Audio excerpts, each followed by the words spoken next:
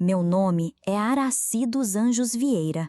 Tenho 81 anos hoje, nas pernas, nos ossos, na alma e principalmente no silêncio. Mas essa história que eu vou te contar começou quando eu tinha 65.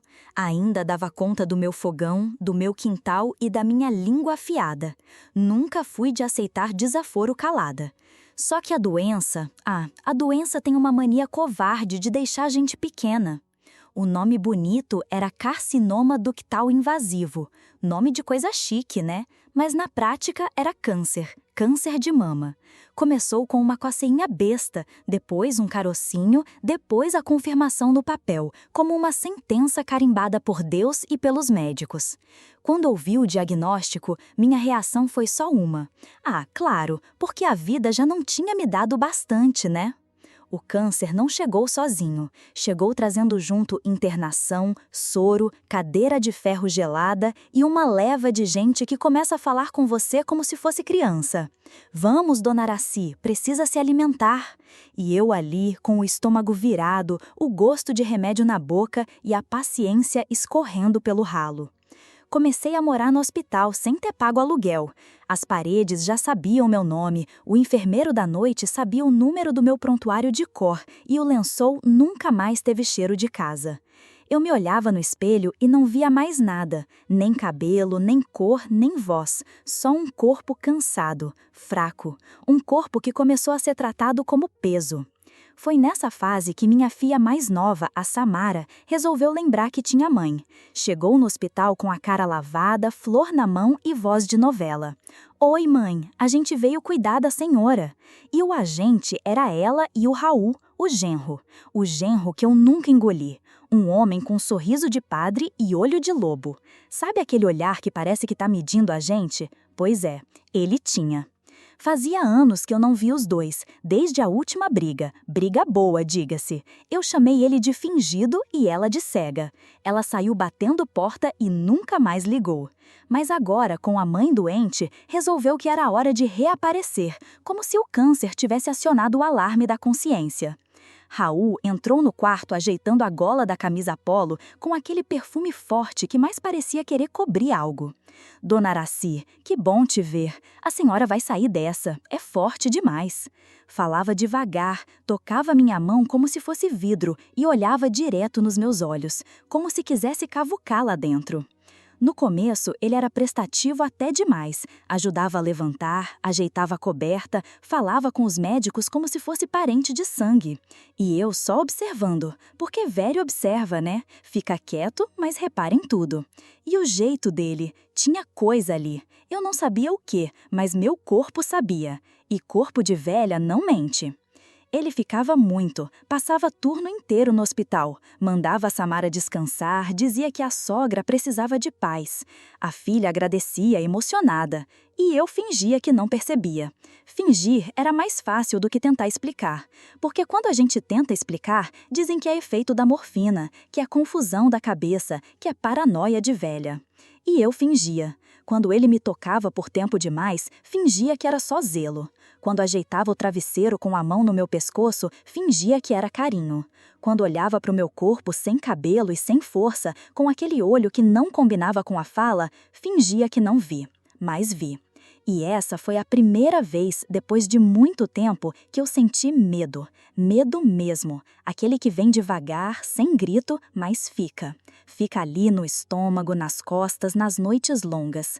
Porque eu sabia o que ele era. E sabia que ninguém ia acreditar em mim. Porque afinal, quem escuta uma velha com câncer? Depender dos outros, meu filho. É aí que começa a verdadeira queda. Quando o corpo já não responde, quando você precisa pedir para levantar da cama, quando um banho quente vira evento agendado, aí sim você vê quem você é no mundo.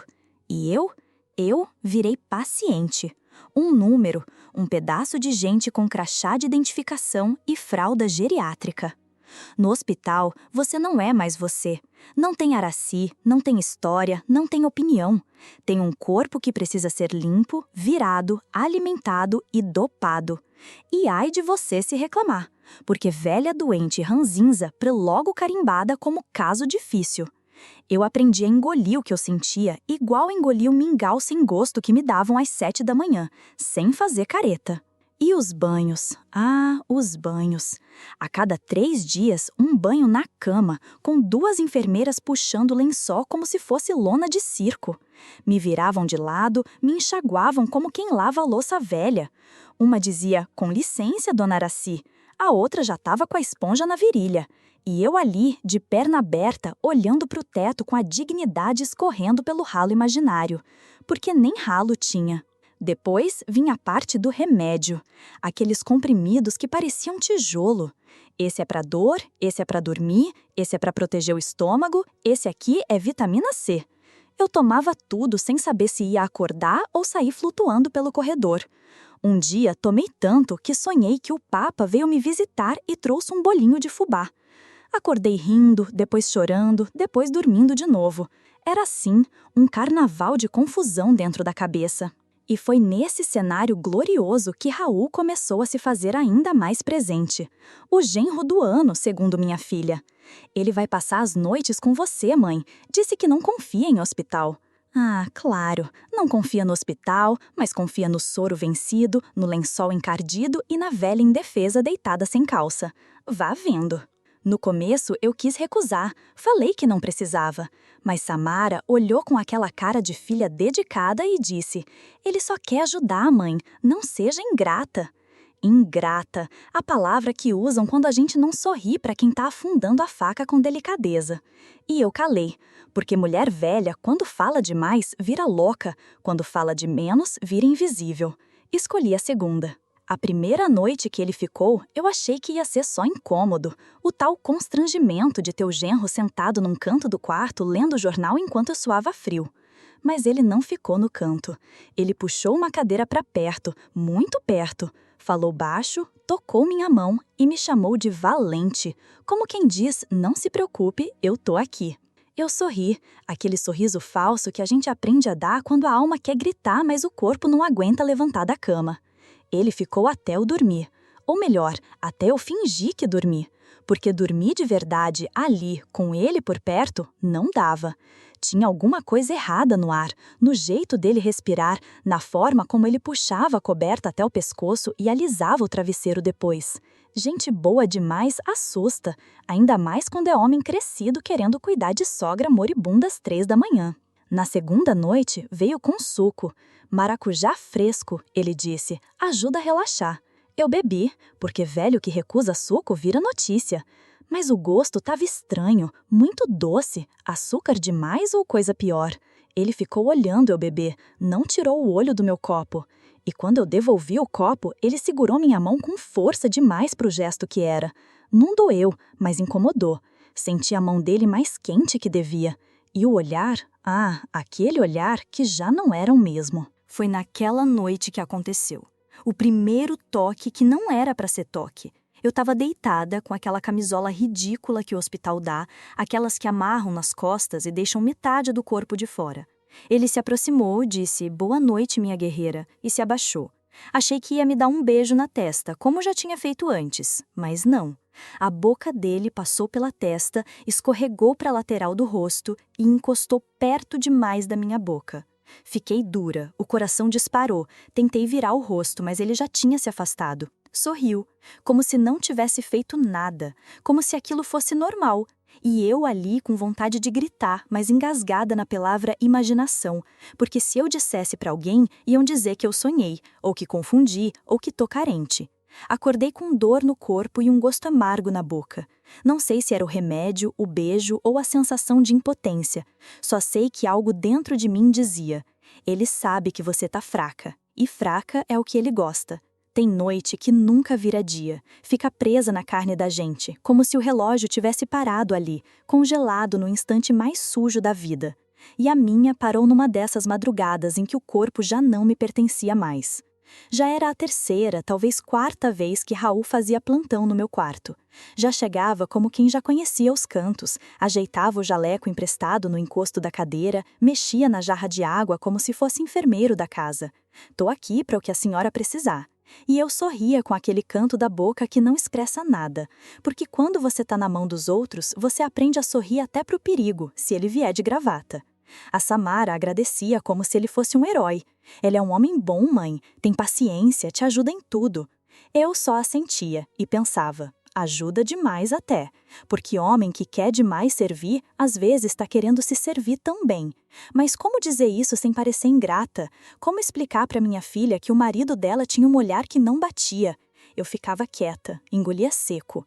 Aprendi com a vida que às vezes o silêncio é o único travesseiro que a gente tem. Naquela noite, ele me deu um suco. De maracujá, disse, com um sorriso frouxo. Eu bebi. Nem sei se era gosto de fruta ou de cansaço, já não distinguia mais. Só sei que depois daquilo, meus olhos começaram a pesar mais do que deviam. O teto rodava devagar, o som do corredor parecia longe, tudo abafado.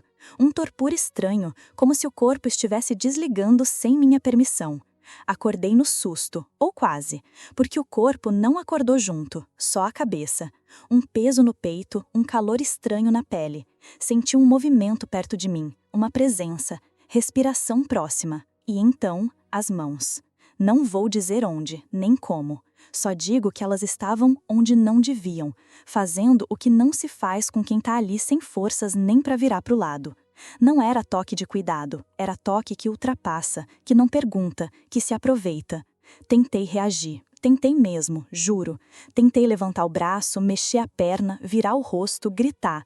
Mas a voz ficou presa na garganta como um osso entalado. A boca aberta, mas sem som.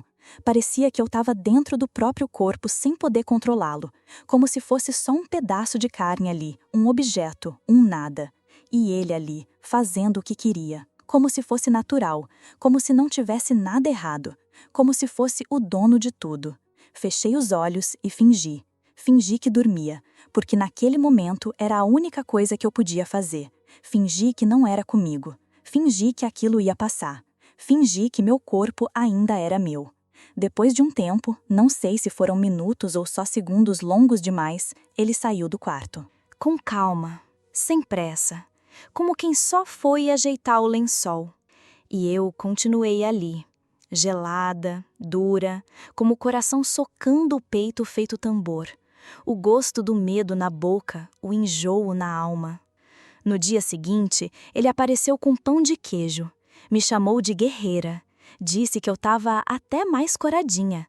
Sentou do lado da cama e ficou lendo a bula do remédio como se nada tivesse acontecido. Como se não tivesse atravessado uma linha da qual não se volta. Eu olhava para ele e pensava, será que ele sabe que eu sei?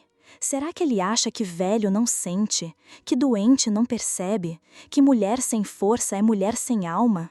Comecei a duvidar de mim mesma. Pensei que talvez tivesse sonhado, que fosse alucinação do remédio, que minha cabeça estava me traindo. A gente aprende a duvidar da própria dor quando ninguém mais valida ela. Mas aí, eu fui ao banheiro, com a ajuda da técnica de enfermagem, e senti. Senti um incômodo, um ardor leve, mas presente, um desconforto que não combinava com mais nada daquilo. E ali eu soube. Não foi sonho, foi real.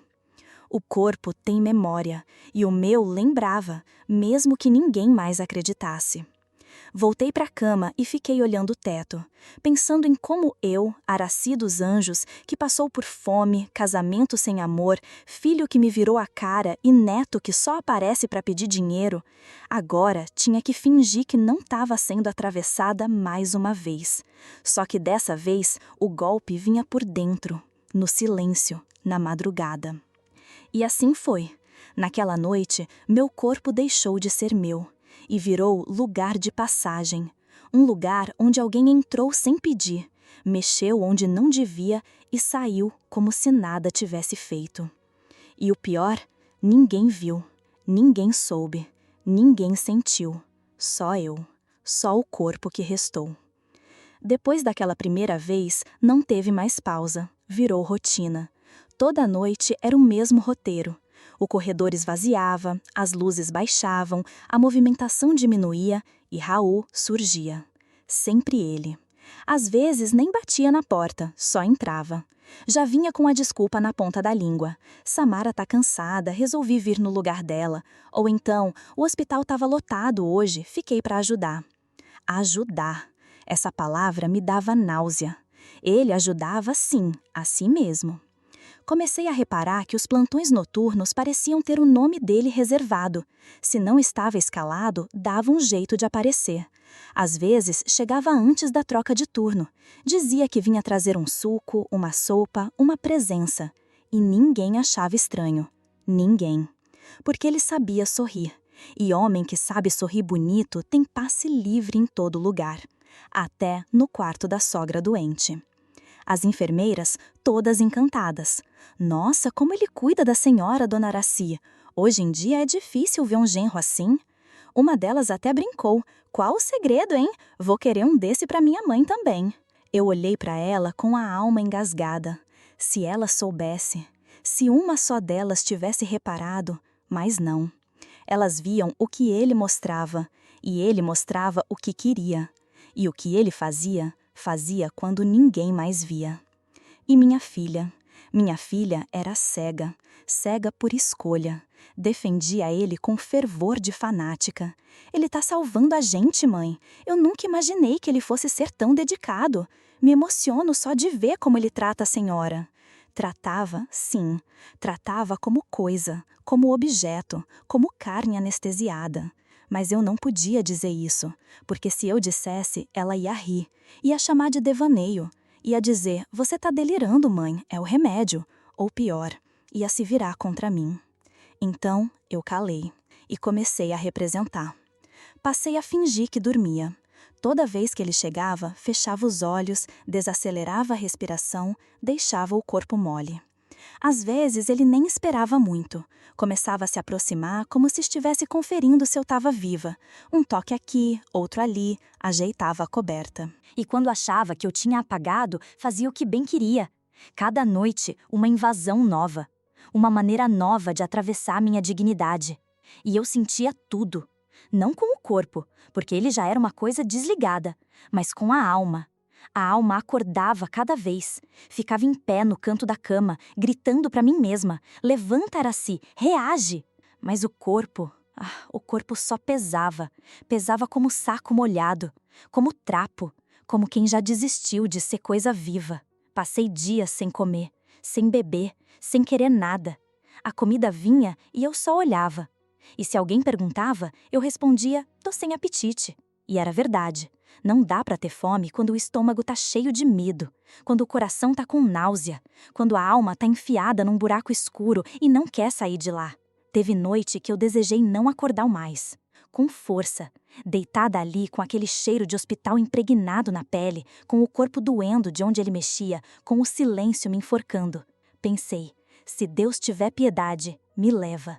Mas ele não levou, porque Deus, às vezes, também fecha os olhos. Tentei me levantar uma madrugada. Acordei antes dele vir. Tentei me jogar da cama, não para morrer, mas para sair dali, para ver se eu ainda era capaz de mover meu corpo sem que fosse ele quem tocasse. Apoiei na grade, mas o braço não aguentou. Escorreguei devagar, como papel molhado. Fiquei no chão por horas. Nem consegui gritar. Quando a enfermeira veio de manhã, me achou caída, gelada. Disse que eu devia ter tido um delírio. Talvez seja melhor ajustar os remédios da senhora, dona Araci. Remédio. Sempre o remédio. Porque tudo que uma velha diz pode ser apagado com um comprimido. Um ajuste na dose. Um diagnóstico vago. Confusão mental, eles anotam na ficha. Paciente apresenta episódios de desorientação. E ele só aparecia depois, com a cara limpa, o tom de voz tranquilo. Não se preocupe, eu cuido dela. E cuidava. Como quem cuida de um terreno baldio para depois tomar posse. Como quem guarda o que já se apropriou. E eu ali, cada noite mais pequena, cada manhã mais encolhida. E dentro de mim, uma certeza. Ele sabia. Sabia que ninguém acreditaria em mim. Sabia que eu não tinha para onde correr. Que meu corpo era a cela. E ele, o carcereiro com crachá de genro bom. E isso era o pior de tudo. A pior dor não é física, nem mesmo a que o corpo cansado carrega dia após dia sem alívio. A pior dor é aquela que sai da sua boca e não chega no outro. Aquela que a gente fala com o coração esfolado, esperando um abraço, e recebe um tapa feito de palavras disfarçadas de carinho. Foi num fim de tarde. O quarto estava abafado, a janela fechada por causa do vento, e eu me sentindo menor que uma criança perdida. Samara chegou com a cara boa, cabelo preso corrido, cheirando a pressa. Oi, mãe, como tá se sentindo hoje? Sentei na cama com esforço, ajeitei a camisola no ombro e respirei fundo. Eu sabia que não ia ser fácil, mas também sabia que se não falasse naquele momento, não falava mais. Samara, preciso te dizer uma coisa. Falei baixo, firme. Ela parou, pegou a bolsa, colocou na cadeira e disse: Fala, mãe. É o Raul. Ela já franziu a testa, como se eu tivesse começado uma frase ofensiva só por citar o nome dele. Ele tem feito coisas comigo. De noite, quando todo mundo vai embora, ele entra no quarto, me toca. Eu não sei nem como te dizer isso, mas... Ela me interrompeu com uma risada nervosa, como quem escutou piada ruim. Mãe, para com isso, pelo amor de Deus, o que você tá falando? Tô falando a verdade. Eu tô te dizendo que ele... A senhora tá delirando, ela cortou, já levantando da cadeira. É esse remédio aí, tá te deixando confusa. Eu tô lúcida, Samara. Eu sei o que eu tô falando. Ele vem aqui, ele mexe em mim, ele faz o que quer e... Ele é um santo, ela gritou. Um santo. Você acha que um homem que larga tudo, que vem aqui todo dia, que cuida de você como se fosse a própria mãe, ia fazer isso? Tá ouvindo o que tá dizendo? Eu tô ouvindo, respondi, e é por isso que eu tô dizendo, porque se eu não disser, ele vai continuar. Ela já estava de pé, de costas para mim, arrumando a bolsa, mexendo nas coisas como se fosse ocupar o corpo com qualquer coisa para não ouvir. Mãe, pelo amor de Deus, eu te amo, mas não fala mais isso, não inventa isso. Ele é minha família, meu marido. Ele tá cuidando da senhora melhor do que ninguém. Não estraga isso com essas imaginações. Não é imaginação. É delírio, remédio, cansaço. Isso vai passar. E foi isso. A minha filha, a mesma que eu embalei no colo com febre, que eu defendi da professora injusta, que eu ajudei a parir no chão da cozinha porque a ambulância não chegava, me olhou como se eu tivesse perdido o juízo, como se eu fosse uma velha confusa, mal agradecida, envenenada por um veneno que não era meu. Depois disso, ela saiu, com um beijo na testa, forçado, e disse: Descansa, mãe, amanhã a gente se vê. E eu fiquei ali, olhando para a porta fechada, pensando, então é isso. Eu falei e não adiantou. E foi nesse dia que eu comecei a me calar. Não foi de uma vez, foi aos poucos. Primeiro, parei de comentar quando ele chegava. Depois, deixei de reagir quando ele me chamava de minha velhinha. A cada palavra engolida, algo em mim morria. E o pior, ninguém via. Comecei a responder, tô bem pra tudo. Quer comer, dona Araci? Tô sem fome. Quer ajuda para levantar? Pode deixar. A voz foi sumindo, a presença foi murchando, e todo mundo achando que era efeito da doença, ou do tempo, ou da idade. Porque velha que cala é só mais uma velha doente. Mas eu sabia. Eu me calei porque já não tinha mais para quem falar, porque minha própria filha me deu o silêncio como resposta. Me jogou num buraco mais fundo do que o Raul fazia comigo à noite. Porque o toque dele feria meu corpo. Mas o silêncio dela me feriu a alma. E a partir dali, eu passei a viver no modo mudo, assistindo tudo acontecer comigo, sem um chega, sem um me escuta, só eu, meus pensamentos e ele. As noites viraram tortura, não é modo de dizer não, não é exagero de velha sensível, não drama de quem quer atenção. Eu tô falando de tortura mesmo, daquela que vem sorrindo, com a voz mansa, com a xícara na mão. Raul vinha sempre como o mesmo teatro. Entrava no quarto como se fosse o próprio São Camilo, desses que cuidam dos doentes por caridade. Trouxe um chá quentinho para a senhora relaxar. Chá, sempre o tal do chá. Camomila, segundo ele, mas tinha gosto de tranquilizante e cheiro de desgraça. Eu bebia porque não queria levantar suspeita. Já tinha tentado recusar uma vez. Ele insistiu. Disse que eu estava nervosa, que era pro meu bem, e ficou ali me olhando até eu virar o copo. Depois disso, só piorou. A cabeça girava, os músculos pesavam, a garganta secava. E ele agia. Sempre depois do chá. E tinha outra coisa. Ele passou a usar luvas. Sim, luvas.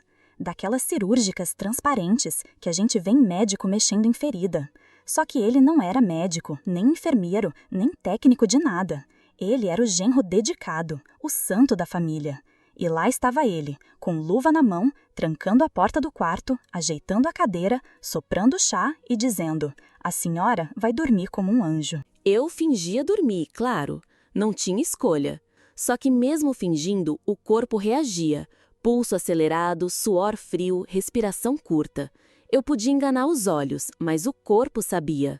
Sabia quando a mão dele vinha, sabia o cheiro da luva, sabia a pausa entre o apagar da luz e o início daquilo. Era sempre do mesmo jeito, cronometrado, calculado, silencioso. Uma noite, depois de tudo, fiquei olhando o teto e pensando que talvez já tivesse morrido por dentro. E se eu tivesse morrido? Quem ia perceber? Ninguém. O hospital ia seguir entregando chá. Samara ia seguir elogiando o marido. E Raul? Raul ia seguir fazendo o que queria com um corpo que ninguém mais considerava vivo. A revolta começou a ferver, uma coisa rastejando dentro de mim. Porque se eu não podia fugir, se eu não podia gritar, se ninguém acreditava em mim, talvez só restasse destruir o cenário inteiro. Tentei arrancar a sonda, no impulso, com raiva. Queria sentir dor, qualquer dor que não fosse aquela passividade. Queria que alguém viesse correndo e visse que eu estava sofrendo de verdade. Mas não deu tempo, me seguraram.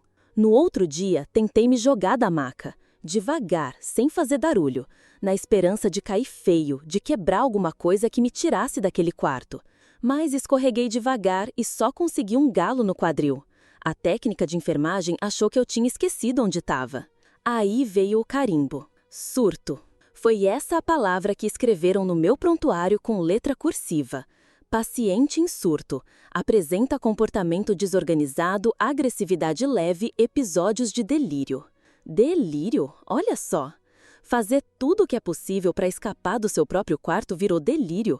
Arrancar a sonda para ver se alguém te enxerga virou comportamento desorganizado.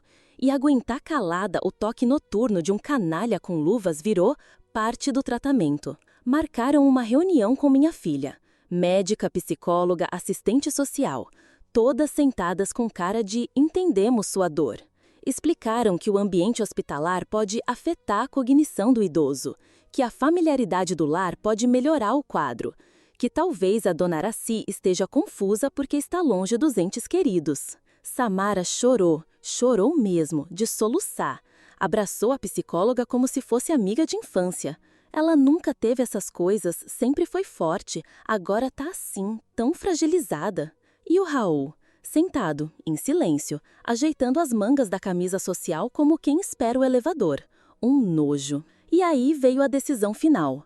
Vamos dar alta. Levar a dona Araci para casa, ela vai se sentir mais segura. Segura. Eu ouvi aquilo e tive vontade de rir, de gargalhar até desmaiar. Porque a casa para onde queriam me levar era o covil dele, o lugar onde ele teria ainda mais liberdade, onde não teria enfermeira passando, gente entrando, câmera no corredor, onde ele poderia ser o que quisesse, a hora que quisesse. Mas eu não falei nada, só senti, porque até isso já tinham arrancado de mim, a voz de dizer não. E naquela noite, antes da alta, ele apareceu com mais um chá, quente, aromático.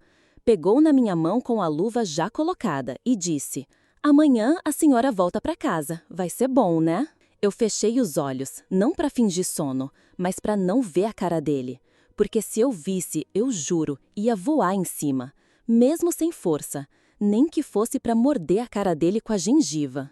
Mas não fiz, só engoli mais um gole do que restava de mim. Porque amanhã eu teria que inventar uma nova forma de sobreviver. Me deram alta com festa. Sim, festa. Enfermeira sorrindo, psicóloga desejando boa sorte, assistente social abraçando minha filha como se tivessem salvado a humanidade. A senhora vai ficar bem agora, dona Araci, rodeada da família. Família. Essa palavra que, na minha boca, já vinha com gosto de mofo. Fui direto morar com Samara. Era isso ou ir para casa sozinha, sem conseguir levantar do sofá. E eu sabia que não tinha escolha. Eles sabiam também. Por isso fizeram parecer que era carinho, quando no fundo era só a sentença final. Vai viver sob a tutela de quem te nega. Cheguei na casa da minha filha com o corpo mole e a alma endurecida. E lá estava ele, Raul, na porta, com o mesmo sorriso. Bem-vinda ao lar, sogrinha. Lar. Ele falava cada palavra como se estivesse esfregando sal no meu ouvido.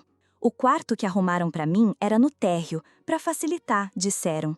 Cama encostada na parede, armário pequeno, janela baixa. Um quarto de dependente, de inválida, de quem já não decide mais nem o horário de tomar café. E a rotina começou. A cada manhã o inferno com cara de café com leite. Raul agora era parte de tudo, tudo. Acordava antes da Samara, me trazia o café da manhã, tomava conta do meu remédio, acompanhava os horários do banho, até tentou me dar comida na boca no primeiro dia. A senhora precisa de ajuda, não tenha vergonha. E eu respondia com o silêncio mais ofensivo que eu conseguia emitir, porque se ele queria carinho, só ia receber o meu desprezo. No segundo dia, ele entrou no quarto com fralda na mão. A Samara disse que seria bom usar para evitar acidentes. Eu olhei para ele e respondi, com a voz seca como espinho. Você enfia essa fralda onde quiser, menos em mim. Ele riu. Achou graça. Tá vendo? Ainda tem força. Isso é ótimo. E saiu. Contei para Samara? Contei. Ele tá me forçando a aceitar coisa que não preciso. Quer trocar minha roupa, dar banho, ficar em cima de mim o dia inteiro. Isso não tá certo. E ela? Ai, mãe, ele só quer te ajudar. Você vive dificultando tudo. Ele faz tudo pela senhora, em vez de agradecer, reclama. Ele faz tudo porque quer controlar tudo. E você não vê. Você tá paranoica, mãe. Paranoica. Agora era essa a moda. Antes era delírio. Agora, paranoia. Daqui a pouco iam me internar de novo só por insistir em existir com opinião própria. Raul, claro, continuava. Mas agora mais ousado. Começou a se insinuar até na frente da Samara, mas do jeito dele, do jeito sujo e esperto. Um toque que durava mais do que devia. Um abraço pela lateral com a mão espalmada demais nas minhas costas. Um ajuste de lençol puxando da direção errada. Tentei alertar de novo. Samara só revirava os olhos. Você implicou com ele desde o começo, não é justo. E assim eu virei o que ninguém quer ser na própria casa. A velha difícil, a que reclama, a que não aceita ajuda, a que torce o nariz para o genro maravilhoso, a que atrapalha o clima da família. Começaram a me tratar como quem atrasa a novela, como quem fala alto na hora do telejornal. Um incômodo. Teve dia que Samara perdeu a paciência. Se não quer ajuda, tudo bem, mas depois não reclama quando cair no chão e ninguém ouvir. Fiquei quieta. Porque minha vontade era gritar. Quem você virou, Samara? Mas grito de velha não faz eco, bate na parede e volta em forma de silêncio. Eu me recusava a deixar ele me tocar. Tudo eu fazia sozinha, mesmo que tropeçasse, mesmo que derrubasse tudo, só para ele não chegar perto. O banho virou batalha, a troca de roupa uma guerra, a comida um jogo de empurra. E ela, minha filha, ao invés de ver meu esforço como coragem, via como teimosia. A senhora quer se matar, é? Não, eu só não queria ser invadida de novo. Só isso. Mas ninguém perguntava o porquê, só julgavam. E eu me calava.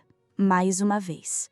Porque uma velha, difícil, numa casa que não é sua, com a voz desacreditada, é só um bibelô torto. Um objeto que a gente não joga fora por dó, mas também não exibe na sala. E assim fui vivendo, no limite entre a lucidez e o desespero, entre o medo e a raiva, entre o amor que eu ainda sentia por minha filha e o nojo de ver quem ela defendia com tanto fervor. E ele, todo dia ali, com sua voz mansa, suas mãos sujas de luva, seus olhares que ninguém mais via. Mas eu via, eu sempre vi. E se você chegou até aqui, não se esqueça de se inscrever no canal, deixar o seu like e de me dizer de onde é que você está me ouvindo.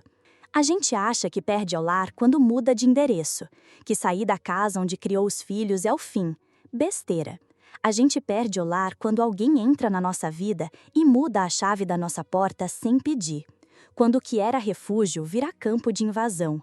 Quando você não é mais dona nem do espaço entre o travesseiro e seu próprio pescoço.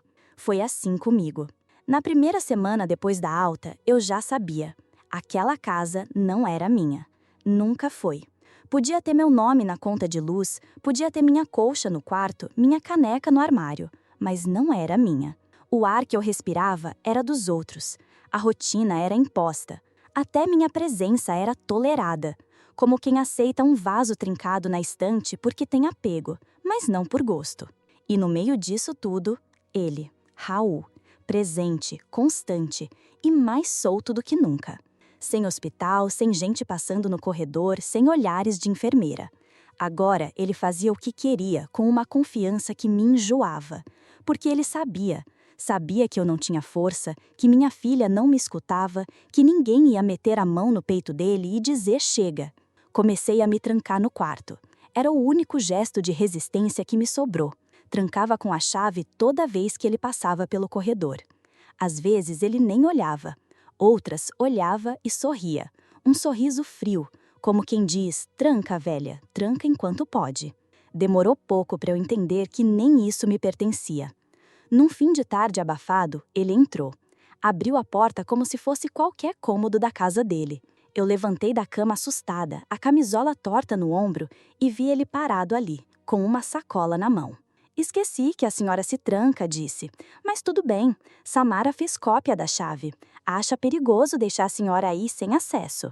Perigoso. O único perigo ali era ele. Ele entrou, ajeitou a sacola em cima da cômoda. Disse que trouxe um talco especial para evitar assaduras. Meu estômago virou. Disse que estava difícil encontrar no mercado, mas ele sempre pensa na minha pele. Eu quis jogar aquele talco no olho dele. Desde então, não importava o que eu fizesse. Ele entrava, no horário que queria. Às vezes só olhava, às vezes puxava a conversa. Às vezes, nem isso. Ficava sentado no canto da cama, como quem guarda o que é dele. A cópia da chave virou sentença. Comecei a empurrar a cômoda contra a porta toda noite. Um móvel pesado que eu arrastava com a força de quem sabe que o próximo toque pode ser o último. Era meu ritual. Cadeira encostada, travesseiro dobrado atrás, a cômoda trancando todo. Dormia com a chave dentro da camisola, costurada, literalmente costurada, porque confiar em bolso é luxo para quem vive com gente decente. Mas mesmo assim, ele dava um jeito. Numa madrugada, acordei com a luz do corredor acesa, a porta aberta, a cômoda arrastada de lado. Eu tinha esquecido de travar o trinco por dentro. Ou ele forçou, não sei. Só sei que ele estava ali, em pé, me olhando, silencioso, como sempre. Não adianta fugir, ele disse. Você não vai contar. Ninguém acredita em velha. A frase bateu como tapa, como chute. Não gritei, não chorei. Me levantei de supetão. O susto, o pavor, o instinto me jogaram para frente. Passei por ele correndo, tropeçando nas próprias pernas. O corredor era estreito, os quadros balançavam quando batia nos cantos. Fui em direção à escada. Não pensei, só corri. A escada era íngreme, velha. Fiz o primeiro degrau, depois o segundo. E então o joelho, o maldito joelho, dobrou para o lado errado. Escorreguei, caí. Foi rápido. Um estalo no ombro, um arranhão forte na testa. A dor bateu depois. Primeiro veio o susto, depois a humilhação. Samara apareceu gritando, me viu no chão. Mãe, mãe, o que você fez? O Raul apareceu logo atrás, cara de preocupado. Ajoelhou. Meu Deus, o que aconteceu? A senhora caiu? Tentou descer sozinha? Eu quis gritar, ele me perseguiu, mas não saiu. Saiu só gemido. Fui parar no hospital, de novo. Cama gelada, soro, exame, suspeita de fratura. O médico disse que eu tive sorte, que a queda podia ter sido pior. Olhou para Samara com ar de censura e disse: é bom que ela não fique sozinha à noite. Ela assentiu, emocionada. Eu sei, é que às vezes ela se assusta, fica confusa, mas a gente tá tentando. E ele, Raul, de pé, ao lado da maca, com a mão no bolso, balançando a cabeça, como se fosse o parente mais responsável do planeta. Não, a casa não era minha, nem o quarto, nem meu corpo, nem minha história. A casa era dele. A chave era dele, e minha liberdade virou poeira naquele último degrau. No hospital, a luz branca fazia doer o olho, mas era melhor que a penumbra da casa. Ali, pelo menos, o silêncio era institucional e não programado. A maca era dura, a comida ruim, o lençol fino, mas era uma prisão menos íntima. E depois da queda, depois do corredor, depois do sussurro nojento daquele homem encostando em mim e dizendo que ninguém acreditava em velha, eu preferia o hospital. Na primeira hora, ainda tonta, ainda com a testa latejando e o braço imobilizado, eu falei tudo, porque cansei. Foi ele, eu disse para a enfermeira, o Raul. Ele me persegue, entra no quarto, ele me encurrala. Eu fugi dele, foi por isso que eu caí. Ela arregalou os olhos, mas não disse nada. Só segurou minha mão com delicadeza demais, a mão que afaga e já julga. Chamou a médica. Quando a doutora chegou, com o jaleco limpo e o estetoscópio pendurado como colar de autoridade, já vinha com cara de vamos acalmar a paciente. Dona Araci, a senhora lembra como foi a queda? Já disse, fugi do Raul. Ele entrou no meu quarto, de madrugada. Ele tem uma cópia da chave. A senhora acha normal isso? Ela olhou para a enfermeira, olhou para minha ficha, suspirou. Entendo. A senhora está assustada. Às vezes a confusão acontece por conta da idade, do susto, da dor. Pode ser um episódio transitório. Episódio nada. Eu tô lúcida. Eu tô aqui, ó. Eu sei o que falo. Ela sorriu, aquele sorriso que médico usa quando não quer discutir com doente. Talvez estejamos diante de um princípio de Alzheimer. É comum. Os surtos vêm assim, com falas desconexas, acusações sem fundamento. Já aconteceu com outros pacientes. Princípio de Alzheimer. Foi isso que ela disse. Do alto do diploma, da prancheta, da superioridade, da descrença. Eu ouvi tudo e calei, porque entendi. Entendi que se eu berrasse, iam me dopar, que se eu insistisse, iam me trancar, que se eu abrisse demais a boca, iam enfiar diagnóstico na minha garganta até eu me afogar no próprio nome. Então, eu fiz o que aprendi a fazer. Fingi. Assenti. Pisquei devagar. Virei o rosto para o lado como se tivesse cansada. Deixei elas anotarem o que queriam. Paciente relata situações não condizentes com contexto. Possível desorientação temporal. Suspeita de quadro demencial leve. Demencial é o mundo delas. Por dentro eu estava fervendo. Cada palavra que diziam era como óleo quente escorrendo pela minha garganta. Alzheimer, confusão, delírio. Eu lembrava de tudo, do primeiro toque, do chá, das luvas, da chave, das palavras dele, do peso do corpo dele parado ao lado da minha cama. Lembrava da minha filha me chamando de ingrata. Lembrava da porta se abrindo no escuro, da escada, do susto. Era tudo real, mais real que elas, mais real que aquele hospital todo. Mas a verdade, para a mulher velha, doente e desacreditada, é sempre um delírio. A verdade da gente é sempre tratada como exagero. Quando uma velha diz, me machucaram, a resposta vem em gota de calmante. Fiquei 2 dias ali, fingindo. Comi o que trouxeram, respondi tá tudo bem para cada pergunta. Fiz cara de calma quando minha filha apareceu com flores. Samara não olhava no meu olho. Dizia que estava cansada, que a queda foi um susto, que o Raul estava arrasado. Ele se culpa, mãe. Disse que devia ter levantado para te ajudar. Se sente um inútil. Inútil.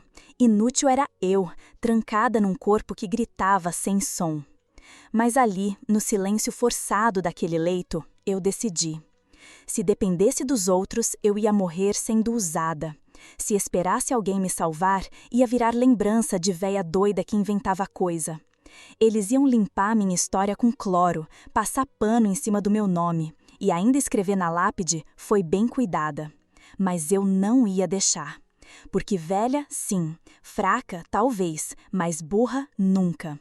E no tempo que me restava, eu ia usar a única arma que ainda tinham deixado comigo, minha raiva. A raiva me acordava de madrugada, me fazia respirar, me fazia planejar. Não para me vingar, não para gritar para o mundo, mas para sair viva, inteira, do jeito que eu podia. Porque o Alzheimer que eles diziam que eu tinha ia ser o mesmo que eu ia fingir ter.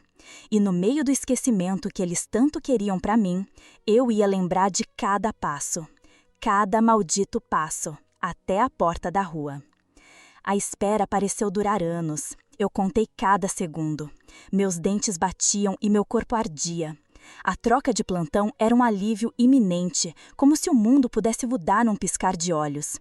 Aquelas luzes do hospital piscavam todos os dias iguais, um aviso eterno de que eu estava presa num lugar que já não me servia. Mas naquela noite, resolvi mudar o roteiro da minha própria história. Esperei até ouvir a campainha da troca. A enfermeira saiu, outra entrou. Do outro lado da porta, ouvi o sussurro. Boa noite, dona Araci. Foi quando entendi. Era agora ou nunca. Tava com dor, uma dor diferente, dor de medo e vergonha misturadas, com febre de indignação, com fraqueza de corpo velho roubado de dignidade. Mas decidi, levantaria. Mesquinha ou não, daí por diante era o senhorio da minha própria vida que estava em jogo. Me levantei, ainda vestindo o avental hospitalar, uma coisa azul e fria que gruda no corpo. Apoiei na beirada da cama, no carrinho de remédio, até nas mãos trêmulas da enfermeira. Mãe, o que a senhora está fazendo? Ela perguntou, assustada. Tentei sorrir, mas a boca falhou. Só disse, preciso ir. Saí. Cada passo era um risco. Cada degrau, não degrau, cada centímetro era um terremoto. Eu contava, mas senti o coração disparado, um grito interno e uma hesitação que me arrancava a coragem e me devolvia a vontade de me esconder. Mas continuo, porque era o momento e se não era agora, podia nem haver depois. Corri pelo corredor que parecia ficar mais comprido, cada porta um espelho me devolvendo a imagem de uma velha suada, os cabelos grudados, as pernas com marcas de tombo, arranhões, de chão arrastado, dos móveis estatelados. E ninguém impediu, ninguém segurou, ninguém perguntou. Era como se eu fosse fantasma. Cheguei na porta, atravessei o saguão. Pouco me importava quem me olhava. Encontrei a saída. Busquei ar, não aquele ar mofado de hospital, cheio de sensação de opressão, mas o ar de fora, o ar de vida. Trotei até a rua. Parei um táxi. Me leva para a delegacia, moço. Rápido. A voz saía arrastada, seca, rouca. Ele fez cara de espanto, mas ligou o carro, e eu entrei. Sentei no banco de trás, segurei na porta como se fosse âncora, apoio, salvação. E comecei a sangrar, da perna, não do coração. Sangue feio, sujo de culpa, de medo, de vergonha, mais sangue.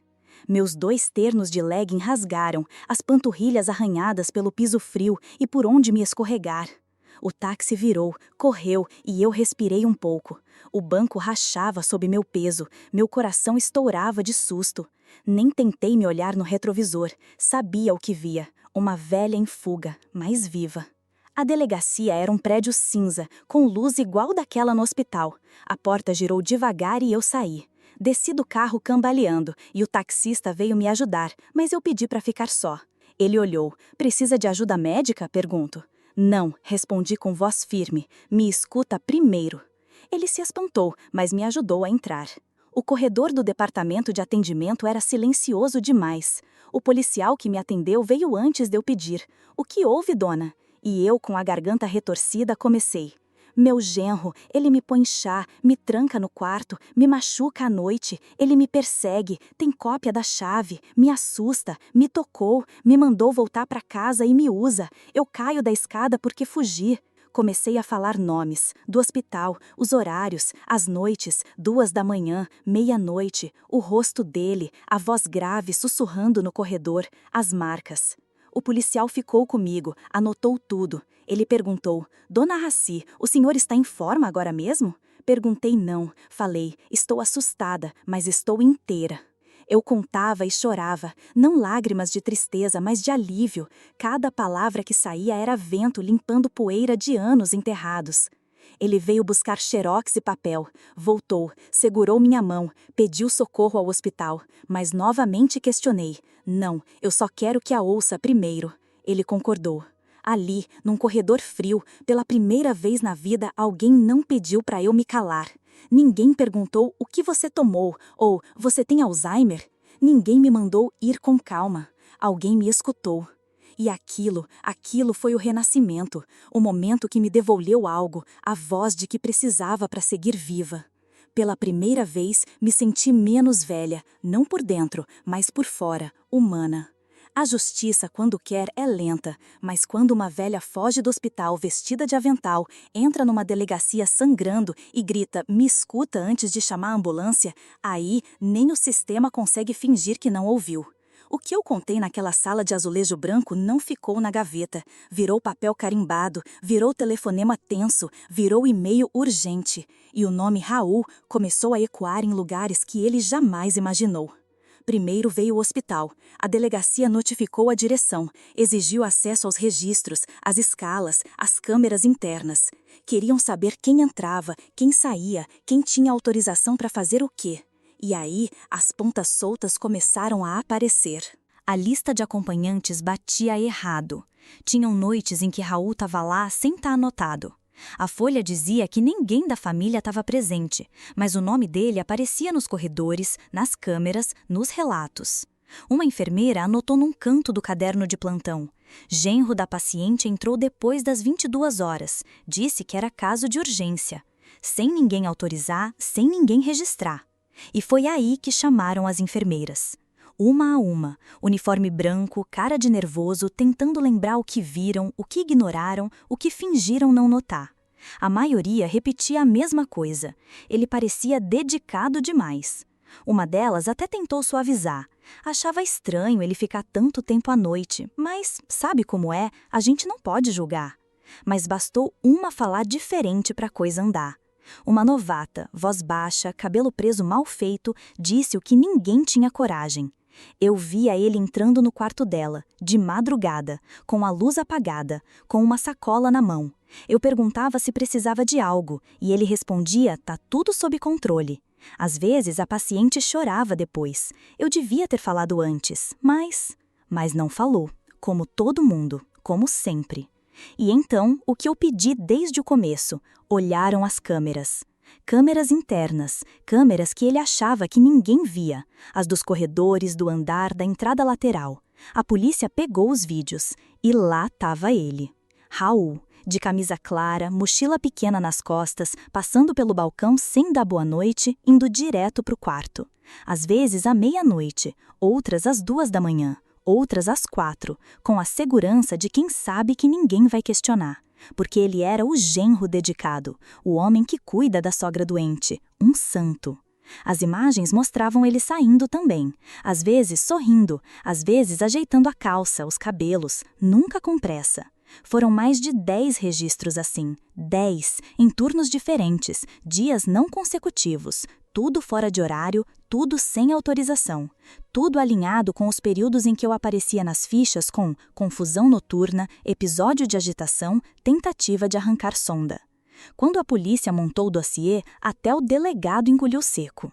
Chamaram Samara, minha filha, aquela que jurava que ele era um anjo, que dizia que eu estava delirando. Entrou na delegacia parecendo um trapo, olheira funda, cara de choro, mas o orgulho ainda no queixo. Me ignorou, sentou reta e esperou. Quando o policial colocou os papéis sobre a mesa, ela tentou ler, tentou entender. E quando ligaram o monitor, pronto. As imagens rolaram. Raul, de noite, sozinho, no corredor, porta do meu quarto abrindo, luz apagada. A cara dela caiu. Não, isso pode ser qualquer coisa. Ele estava cuidando dela, ela precisava. Às 3 da manhã, sem autorização, com a porta trancada por dentro? Ela levantou da cadeira. Isso é armação, ela está inventando isso tudo. Vocês estão ouvindo uma mulher que nem lembra o próprio nome. E foi quando eu me levantei também, sem medo, sem hesitação, com a voz clara. Você só não viu porque não quis ver.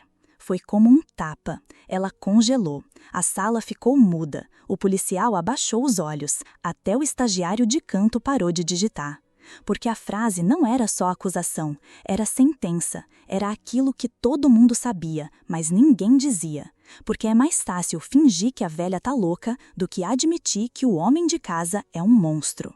Ela saiu da sala chorando. Não por mim, nunca foi por mim, mas por ela, pela vergonha, pela queda da fantasia. E então, ele. Raul foi chamado para depor. Sentou na mesma cadeira, tentou o mesmo teatro.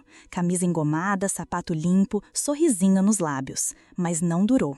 O senhor reconhece que esteve no hospital nos dias indicados? Sim, mas era por cuidado. O senhor tinha autorização? Minha esposa, minha sogra precisava. O senhor sabia que não podia trancar a porta? Eu nunca tranquei. As imagens mostram o senhor fechando a porta e permanecendo no quarto por mais de 2 horas. Silêncio. Além disso, temos relatos de comportamento inadequado, declarações da vítima e registros médicos que coincidem com as datas das suas visitas. Ele tentou negar, desconversar, engasgar, mas as imagens falavam por ele. As datas, os horários, o padrão, o histórico. A promotora olhou para o delegado e disse: "Temos o suficiente." Saiu preso dali mesmo, algemado. Tentou encarar o chão, mas eu fiz questão de olhar bem, para ele saber, dessa vez, quem viu fui eu. Não voltei mais para a casa da Samara, nem por 1 minuto, nem para buscar escova, nem para dar tchau. Aquela casa nunca foi minha, nunca foi lar, foi cela, cenário. E eu saí de lá como se escorresse fora de uma roupa suja, rasgada, marcada, mas inteira o suficiente para andar. Depois do processo, da prisão, do nome estampado na papelada do Ministério Público, ninguém quis arriscar me jogar de novo nos braços da família. É melhor evitar exposição emocional, disseram. Como se a minha vida fosse vidro frágil e eles tivessem medo de mais uma rachadura. Besteira. O que podia quebrar já quebrou fazia tempo. O resto é só lasca sobrevivente. Me mandaram para um abrigo de idosas. Simples, pequeno, nada luxuoso. Quarto com 2 camas, armário de metal, parede bege. Mas tinha uma coisa que eu não via há tempos. Tranca por dentro. A primeira noite ali foi estranha. O silêncio tinha outro cheiro. Não era o silêncio do hospital, aquele carregado de máquina apitando e gente morrendo sem barulho. Era silêncio mesmo. Silêncio de quem já sofreu demais para fazer alarde. As outras velhas andavam devagar, riam pouco, cochichavam. Cada uma com um passado enfiado no fundo dos olhos. Nos primeiros dias, não falei com ninguém, nem com a assistente social, nem com a psicóloga, nem com a moça que trazia o mingau de manhã. Respondia com aceno, com olhar, mas a boca ficou muda. Porque depois de tanto implorar para ser ouvida, eu precisava aprender de novo a calar sem dor. Calar por escolha, não por sufoco.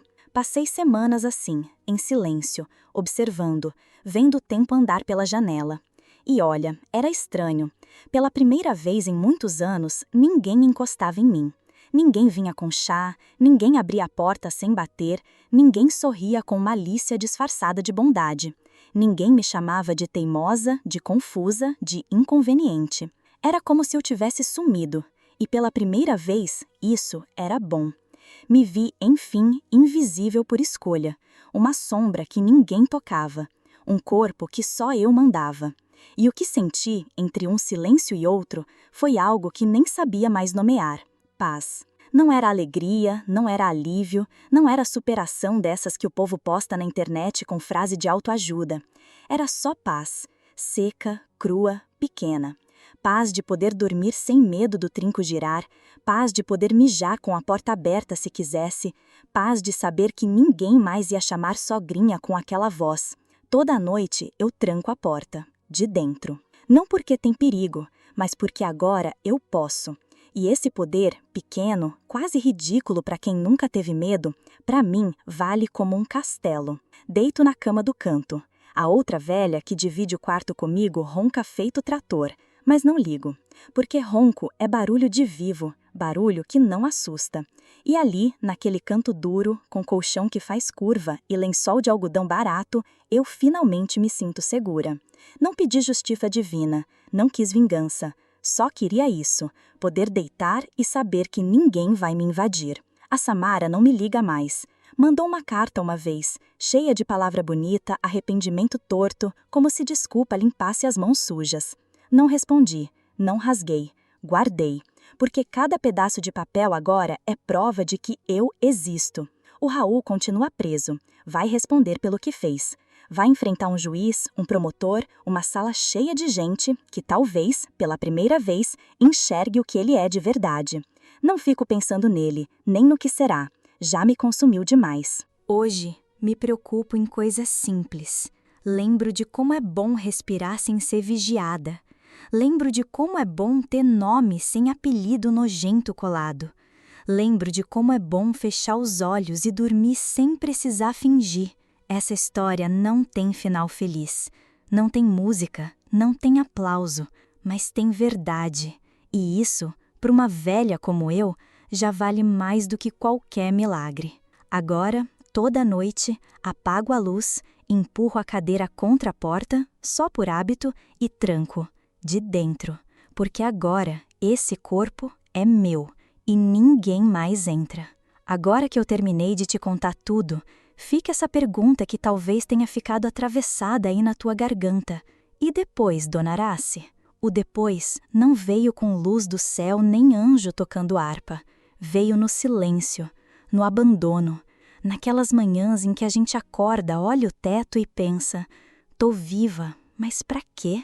Quando aquilo tudo aconteceu, eu tinha 65. Corpo ainda firme para algumas coisas, cabeça já cansada de tanta pancada, mas sangue correndo forte. E mesmo com o Raul preso, mesmo com a história escancarada, o que veio depois não foi consolo não, foi mais solidão. A Samara não me ligou por meses, sumiu, como se eu tivesse morrido mesmo.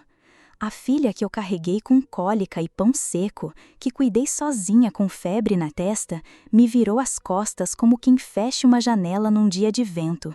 Só voltou a aparecer 1 ano depois.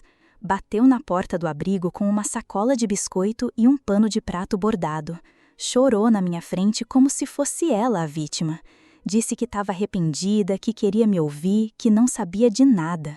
E eu ouvi. Porque sou velha, mas ainda sei escutar.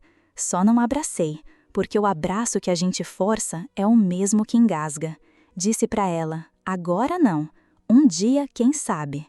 E esse dia nunca chegou. Hoje, ela ainda me manda cartão em Natal e Dia das Mães. Nada mais, nada menos. As outras filhas? Essa sim. Minhas mais velhas, a Irene e a Cida. Moravam longe na época. Foram as primeiras a me procurar quando souberam da história pelo noticiário.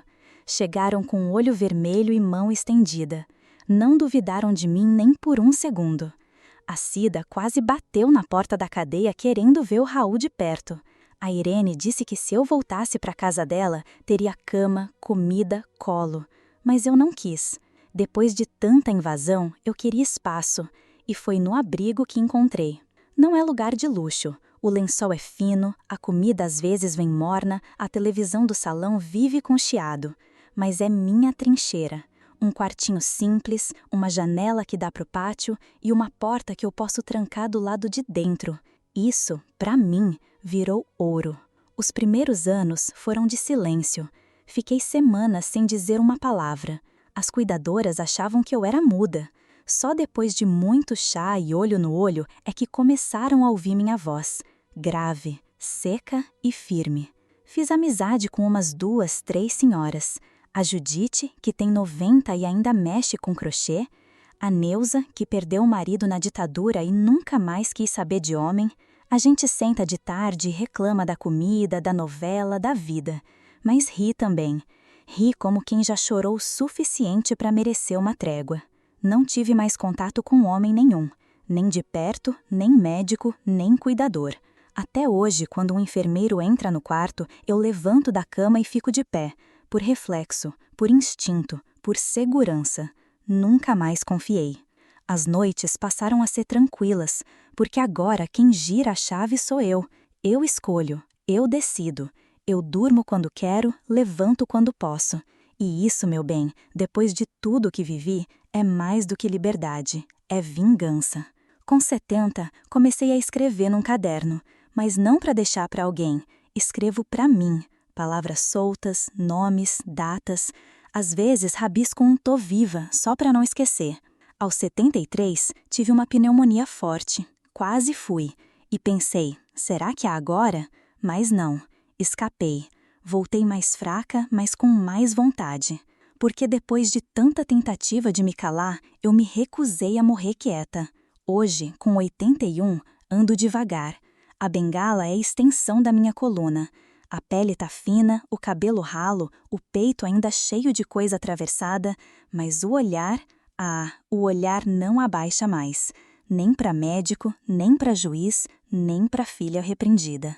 Vejo outras senhoras chegando aqui no abrigo, trazidas pelos filhos como se fossem encomenda. Muitas com o olhar perdido, muitas com histórias que ninguém quer ouvir. Eu escuto, porque sei o que é ter dor que ninguém acredita. Sei o que é ser tratada como exagero. Sei o que é gritar e chamarem de doida. Me chamaram de tudo, menos de corajosa. Mas fui. Não sou santa, não sou exemplo, mas sou prova viva de que dá para sobreviver mesmo depois de ser tratada como nada. E se você chegou até aqui, ouvindo minha história até o fim, faz um favor para mim. Olha para as velhas da tua vida com mais respeito, com mais atenção, porque muitas delas estão caladas demais. E o que elas não dizem pode ser o que mais grita. Eu não sou sobrevivente, sou resistente. E agora, enfim, velha em paz, com a porta trancada, por dentro. E se você gostou desse relato, não se esqueça de se inscrever no canal, deixar o seu like e de me dizer de onde é que você está me ouvindo.